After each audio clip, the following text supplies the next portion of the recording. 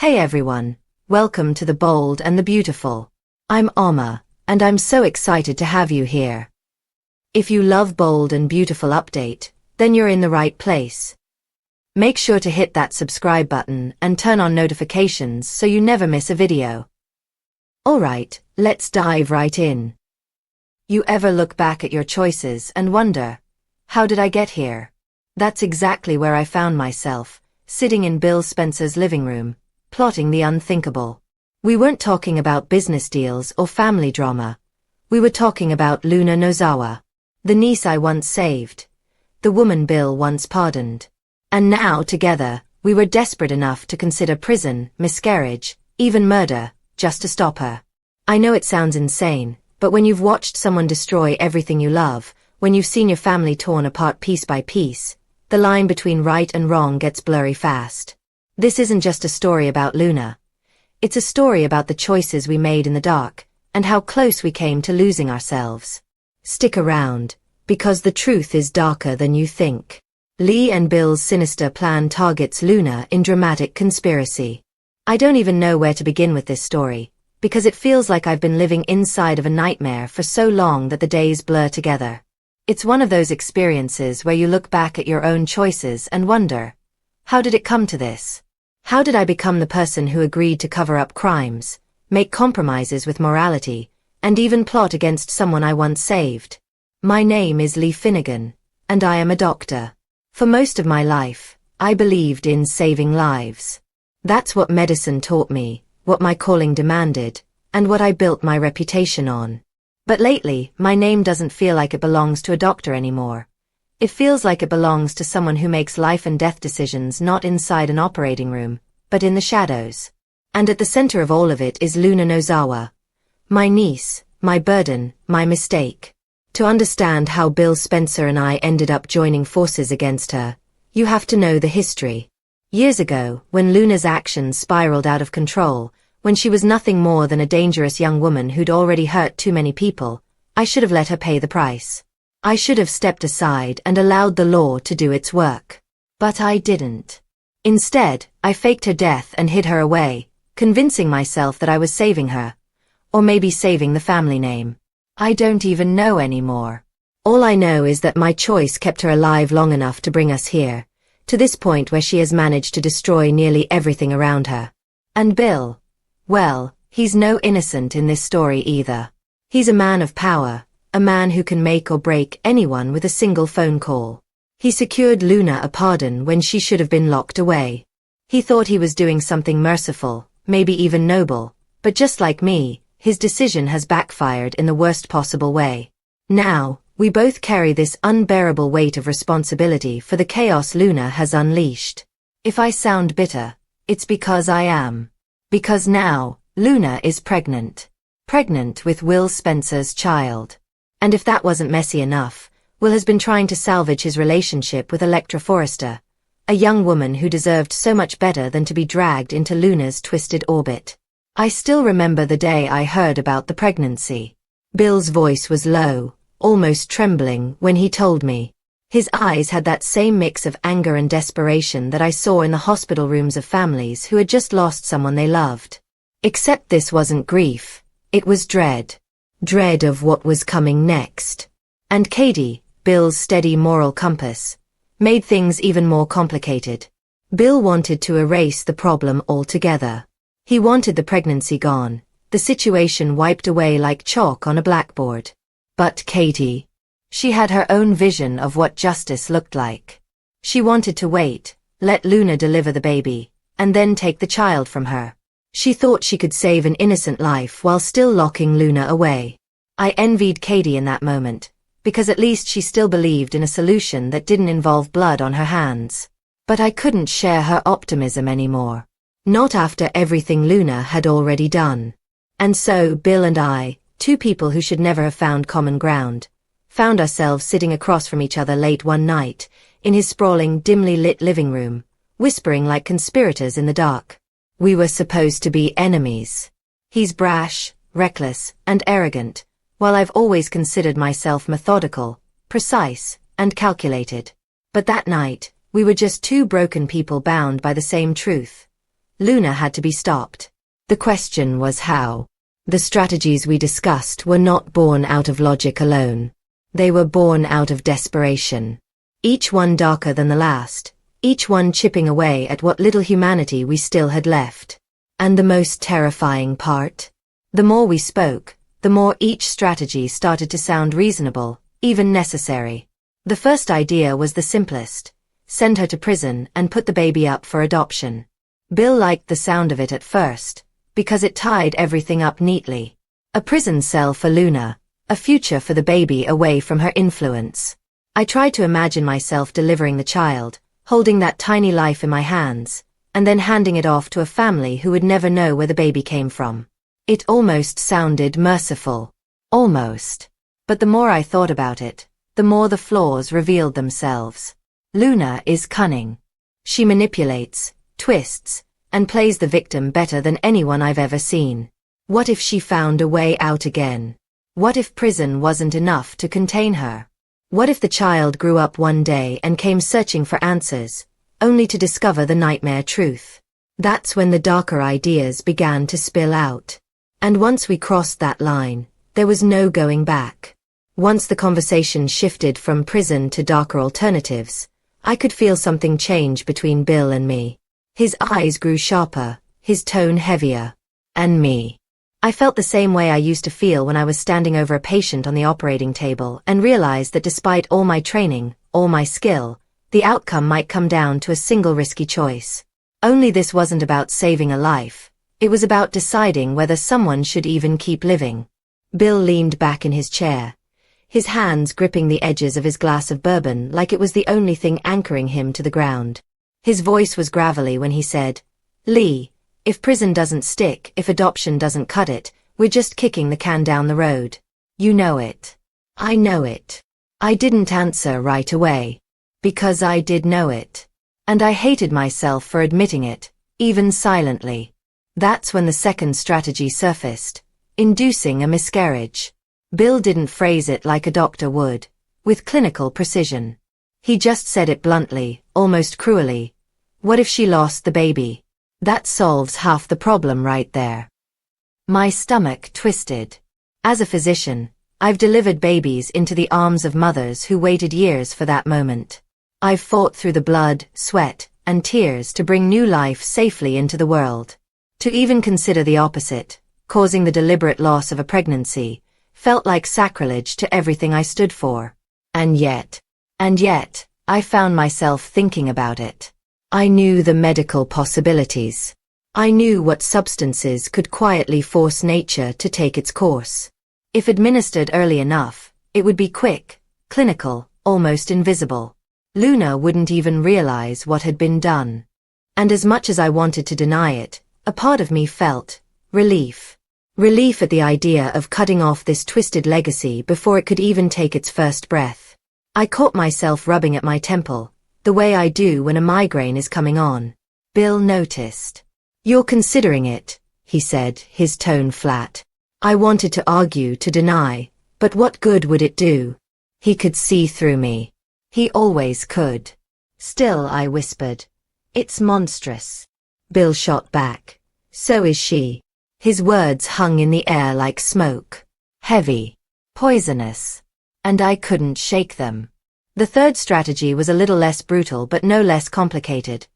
Letting Luna carry the baby to term, and then I would raise the child myself. That was my suggestion, not Bill's. And even as I said it out loud, I wasn't sure if I meant it or if I was just trying to grasp at something that didn't feel like murder. "I could raise the baby," I told him. "Protect it. Give it the life Luna never had."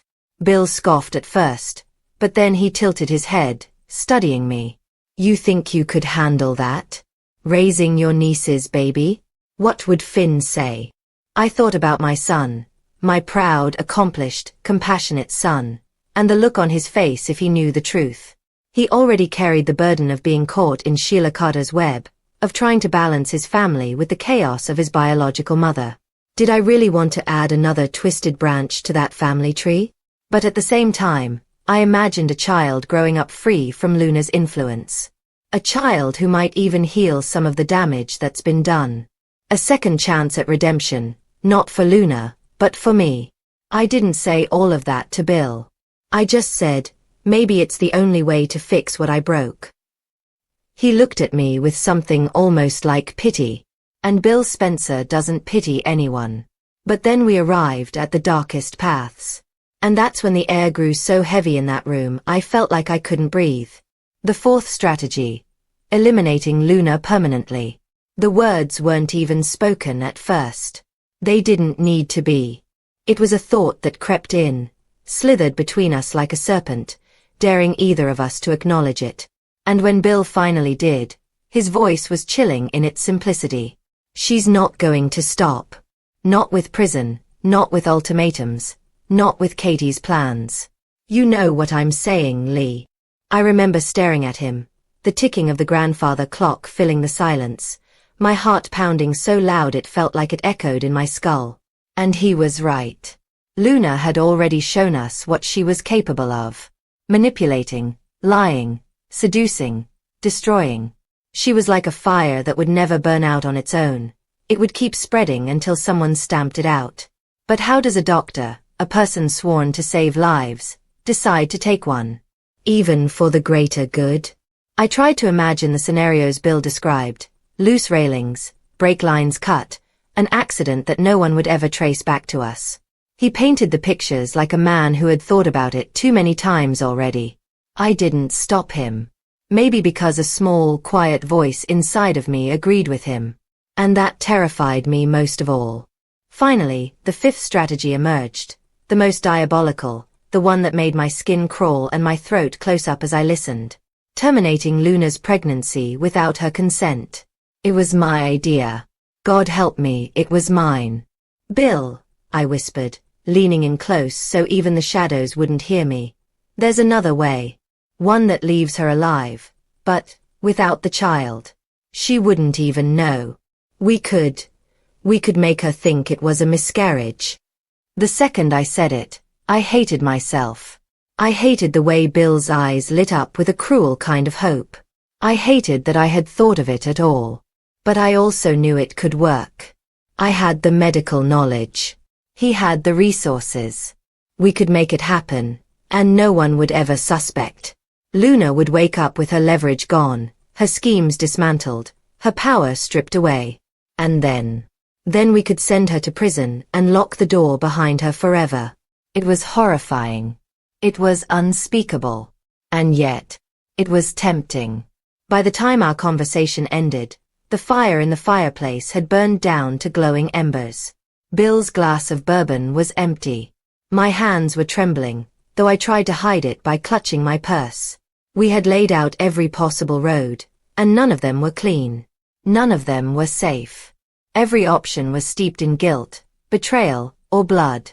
The morning after that conversation with Bill, I woke up with the taste of ashes in my mouth. I hadn't slept, not really. I drifted in and out of restless dreams, all of them filled with Luna's face, sometimes innocent, sometimes mocking, sometimes screaming. And in every dream, there was a baby crying somewhere in the background. I sat at the edge of my bed for what felt like hours, staring at the floor, trying to convince myself that I was still the same person I had always been. A doctor. A healer.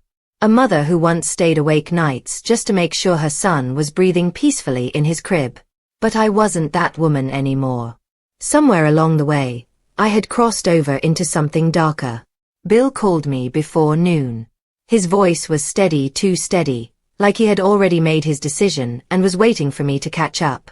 She's not going to stop, Lee, he said. Every minute we hesitate, she gets closer to Will, to Electra, to tearing everything apart. You know what has to be done. I wanted to scream at him. I wanted to tell him that this wasn't who I was. But the truth was, I had already pictured it. I had already gone over every strategy in my head, weighing the risks, imagining the outcomes. And the worst part? The more I thought about it, the more the darkest options seemed like the only ones left. Later that day, I drove to Bill's house. It was quiet when I walked in. Too quiet. He told me Luna was upstairs, resting. Resting, he said, like she was some kind of guest instead of a prisoner under constant surveillance. I followed him into the study, and once again we were conspirators in the dim light of that cavernous room. Bill poured himself another bourbon, and when he offered me one, I didn't refuse this time. I needed something to burn away the cold inside me. "Tell me," he said, his eyes narrowing, "if we went with option 5, could you do it?"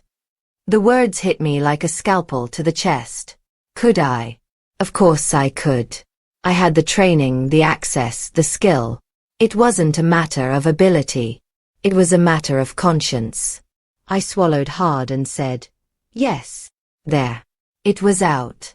The truth I had been running from. Bill nodded slowly, like he had expected that answer all along. But agreeing in theory was one thing. Taking steps toward it was another. The next few days felt like living on the edge of a cliff, waiting for the ground to crumble. Will came by one evening, his face pale, his eyes bloodshot. He had just told Electra about the pregnancy, and she had walked away from him. He was broken, devastated, muttering about how he never wanted any of this to happen. Watching him, I felt a pang of guilt so sharp it nearly doubled me over. He was just a boy, a young man, yes, but still so painfully young. He didn't deserve to be shackled to Luna for the rest of his life. And yet here he was, drowning in the quicksand of her chaos. That night, after Will left, Bill slammed his fist against the wall and swore. "I'm done," he growled. "We can't wait anymore. She's destroying him. And if Katie can't see that, then to hell with Katie." He looked at me, and I knew what he was asking without him saying it. "Tomorrow," I whispered. "We'll do it tomorrow." I barely remember driving home that night.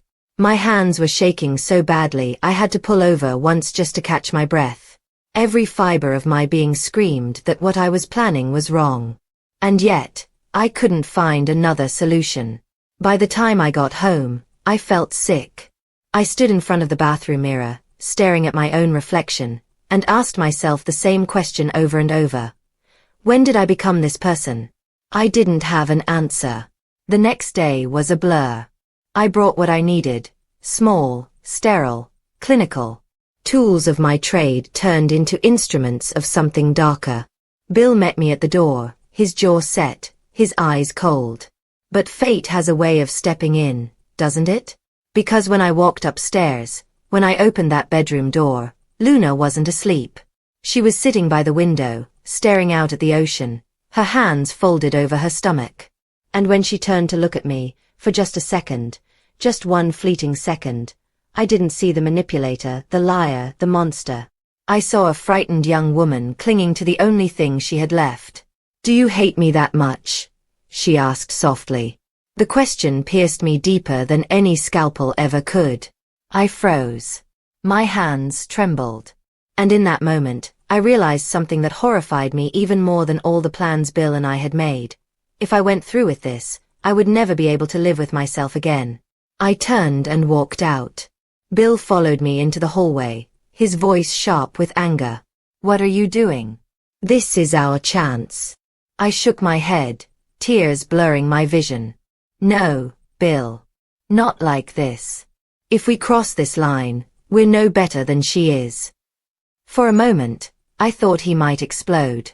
His fists clenched, his teeth ground together. But then, slowly, he exhaled. And for the first time in weeks, I saw something in his eyes I hadn't seen before. Resignation. In the end, we didn't kill Luna. We didn't steal her child, or drug her, or stage an accident. What we did instead was far less dramatic but no less painful. We turned her in. Bill made the call, his voice hard and unyielding as he explained who she was, where she was, what she had done. And when the authorities arrived, I stood there, silent, watching as they led her away in handcuffs. She looked back at me one last time, her eyes filled with something I couldn't decipher. Anger, betrayal, maybe even relief. And then she was gone. The house was quiet after that. Too quiet. Bill poured another drink, and I sat in silence, staring at my hands. We hadn't chosen the darkest path, but that didn't mean we were clean. We had still conspired. We had still planned. We had still allowed ourselves to believe that murder might be the answer. And that stain doesn't wash out. In the weeks that followed, Will struggled. Electra didn't come back. Not right away, at least. Katie was furious with Bill. Furious with me. She said we had no right to decide Luna's fate. Maybe she was right. Maybe we didn't. But as I sit here now telling this story, I know one thing with absolute certainty. If we hadn't acted when we did, Luna would have destroyed us all. We didn't escape without scars. We'll carry them forever. But sometimes survival means living with the scars. And that's what I'll do.